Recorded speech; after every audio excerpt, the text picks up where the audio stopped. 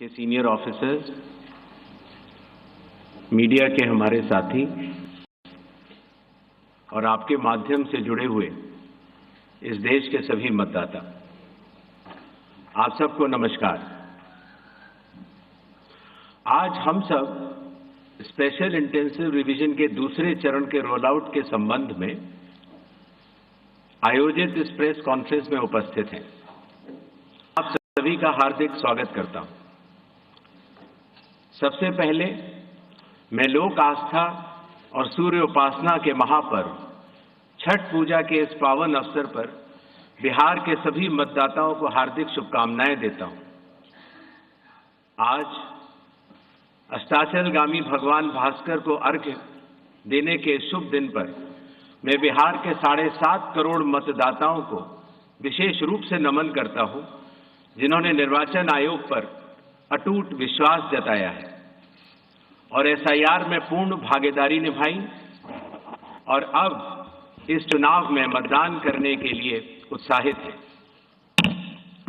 बिहार में एसआईआर के सफल संचालन के बाद आयोग ने देश के सभी 36 मुख्य निर्वाचन अधिकारियों के साथ 2 महत्वपूर्ण सम्मेलन आयोजित किए। इन बैठकों में एसआईआर से संबंधित अनुभवों, तकनीकी प्रगति और भविष्य की दिशा निर्देशों पर भी व्यापक चर्चा की गई। पिछले एसआईआर की मतदाता सूची से मैनुअल भी और तकनीकी तरीके से भी दोनों स्तरों पर मिलान का कार्य लगभग पूरा कर लिया गया है और इसके तैयारी के आधार पर अब चयनित राज्यों में एसआईआर का दूसरा चरण प्रारंभ किया जाएगा। याद रहे, एसआईआर का प्रमुख उद्देश्य है हर योग्य मतदाता को सूची में शामिल करना और अयोग्य को मतदाता सूची से हटाना। आइए अब पीपीटी के माध्यम से आपको विस्तार में एसआईआर के इस फेज 2 के बारे में बताते हैं। जैसा कि आप सबको पता है, एसआईआर का फेज 1 समाप्त हुआ और इस चरण की सबसे बड़ी खूबी यह रही कि बिहार के 7.5 करोड़ मतदाताओं ने बढ़ चढ़कर पार्टिसिपेट किया। 90,000 बीएलओस, सभी राजनीतिक दलों, 1.6 लाख बूथ लेवल एजेंट्स, सब ने मिलकर मतदाता सूची को शुद्ध बनाने का कार्य किया और नतीजा आपके सामने है। 0 अपील्स, अर्थात बिहार की मतदाता सूची अधिकतम शुद्ध मानी जाएगी। अब फेज 2 12 राज्यों में या संघ शासित प्रदेशों में आरंभ होने वाला है। नेक्स्ट।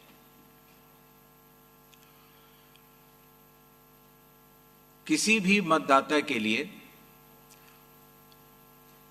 जो उसकी अर्हताएं हैं वो संविधान के अनुच्छेद 326 में लिखी गई हैं, अर्थात भारत का नागरिक होना, कम से कम आयु 18 वर्ष की होना, उस विधानसभा क्षेत्र का सामान्य निवासी होना और किसी अन्य कानून से उसको डिस्क्वालीफाई न किया गया।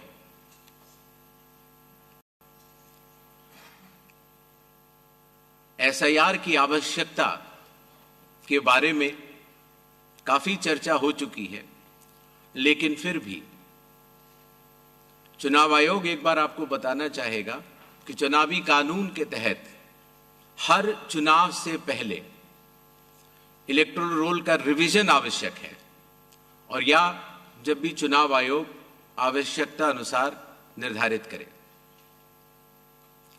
विगत कुछ दशकों से लगभग हर राजनीतिक पार्टी ने मतदाता सूची के शुद्ध न होने के ऊपर चुनाव आयोग को लगातार शिकायतें दी हैं। पहले सन 1951 से लेकर 2004 तक लगभग 8 बार स्पेशल इंटेंसिव रिवीजन इस देश में चुनाव आयोग ने कराया है और आखिरी इंटेंसिव रिवीजन लगभग 21 साल पहले 2002 से लेकर 2004 की मियाद में पूरा किया गया था। इस लंबे दौर में, 2 दशकों से भी अधिक लंबे दौर में, मतदाता सूची में कई परिवर्तन आवश्यक हो जाते हैं, जैसे कि भारत की विकास गाथा के साथ साथ लोगों का माइग्रेशन के साथ साथ कई बार उनका वोट पुरानी जगह भी बना रह जाता है और नई जगह भी बन जाता है, अर्थात एक से जगह ज्यादा रजिस्टर होने वाले वोटर्स, कई बार किसी की डेथ होने के बाद भी उसका नाम न हटाया जाना या गलती से किसी भी विदेशी नागरिक का नाम मतदाता सूची में आ जाना।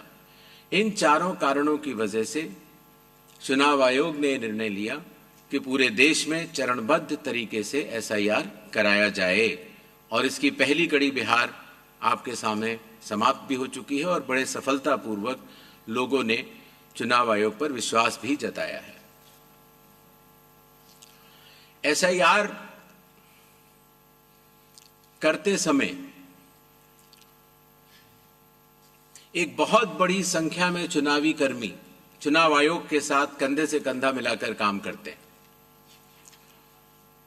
आपको पता होगा कि लगभग हर 1000 वोटर के ऊपर एक पोलिंग स्टेशन औसत तौर पर हो जाता है। हर पोलिंग स्टेशन पर एक सरकारी कर्मचारी बूथ लेवल ऑफिसर के तौर पर कार्य करता है। एक विधानसभा क्षेत्र में 300 या 400 के बीच में लगभग पोलिंग स्टेशंस होते हैं और हर विधानसभा क्षेत्र में एक इलेक्टोरल रजिस्ट्रेशन ऑफिसर होते हैं, वो भी सरकारी कर्मचारी होते हैं और एसडीएम के स्तर के होते हैं और उनके अंडर में ये सारे बीएलओज कार्य करते हैं। इलेक्टोरल रजिस्ट्रेशन ऑफिसर को सहायता करने के लिए assistant electoral officer registration officers भी होते हैं, जो कि लगभग हर तहसील में एक या उससे अधिक होते हैं। ईआरओ एक सब डिविजनल मजिस्ट्रेट के लेवल का अधिकारी होता है, जिसकी कानूनी जिम्मेदारी होती है